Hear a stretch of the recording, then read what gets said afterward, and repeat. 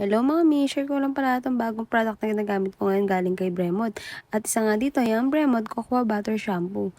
Pagpasensyahan niyo na po kung ganyan ako mag-massage ng hair. Hindi kasi nakakompleto yung ligo ko kung hindi ko nakakukot-kot yung anit ko. At syempre, after mag-shampoo, hindi pwedeng mawawala ang conditioner.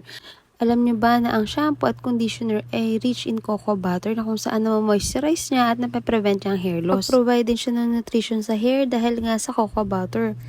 At hindi nga makakompleto ang hair care routine ko nang wala itong argan oil galing din kay Bremod. Alam nyo ba na tuwang-tuwa ako dito sa argan oil na to dahil bukod sa baba ko, hindi siya kagaya ng ibang oil na malagkit sa buhok. Ito nga pala yung buhok ko dati dahil sa kakakulay at kakableach, diba? Napaka-dry at brittle na niya. O, tingnan mo, pak na pak, diba? Ang ganda na ng buhok ko, ang lambot na niya mga mi, at ang shiny pa. Kaya kung ako sa inyo, hindi ko na patatagalin pa. Itatry ko na rin to. Tingnan natin kung magiging gaya ba ng effect nito, yung magiging effect nito sa buhok nyo. Yan lang. Bye-bye!